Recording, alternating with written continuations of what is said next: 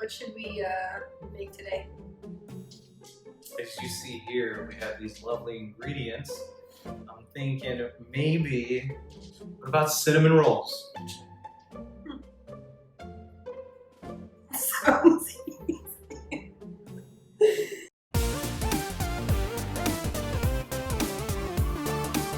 Whose recipe are we going to use? This guy's? This guy. This guy. This guy. This guy. In our other video, somebody decided that he was too strong and broke our tripod for our little hand video over here.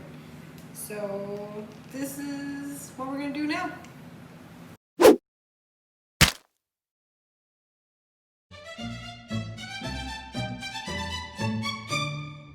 Start by combining 3 1/4 ounces of granulated sugar, half a teaspoon of salt, and 3 ounces of soft butter in your stand mixer. Mix on low and bring it up to medium-high speed until it looks fluffy. Add your egg and lemon zest after scraping down the sides of the bowl, then mix on medium-high for about 2 minutes. Attach your paddle attachment and add your bread flour, yeast, and buttermilk. Mix on medium-low until it's combined. Clean off your paddle and swap it out for your dough hook and mix for about 10 minutes on medium speed.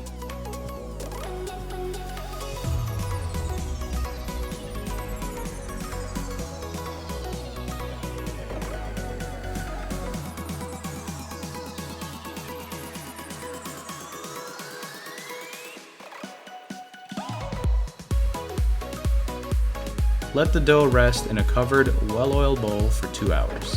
In a small bowl, combine your white sugar, brown sugar, and cinnamon.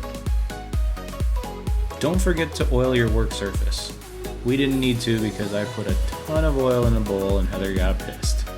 After doing that, we're going to knead the dough for about a minute or so. Then we're going to roll it out into a 14 by 18 inch rectangle.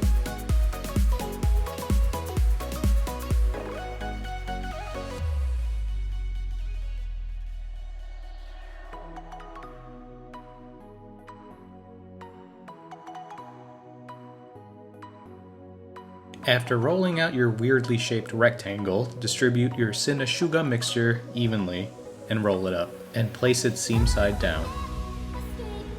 Chop off the ends of the dough and attempt to cut 12 equal pieces with a knife, or you can try using no wax floss like Heather did.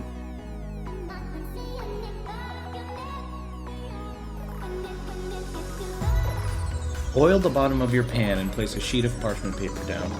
Add your cinnamon rolls and make sure to give them some breathing room, about ½ an inch, and let it rest covered for another 90 minutes. Now brush with melted butter and bake these thick boys for 20 minutes at 375 degrees. While the thick boys are getting some sun, combine your room temperature cream cheese and butter, as well as your powdered sugar to your stand mixer.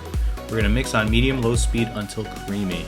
Add a splash of heavy cream if it's too thick. We didn't need to because Heather did it perfectly.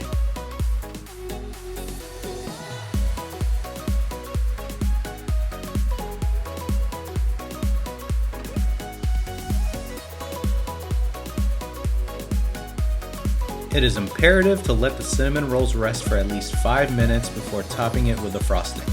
Otherwise, you'll end up with a goopy mess. Still probably be delicious though. Unfortunately, your boy was fat and started eating before filming some B-roll, so here's what they're supposed to look like. And honestly, it was the best damn cinnamon roll I've ever had.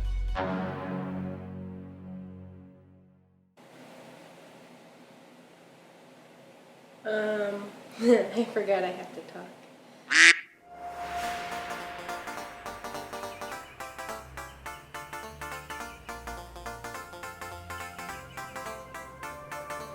Okay, so we're gonna do this. We'll do this. And then eat.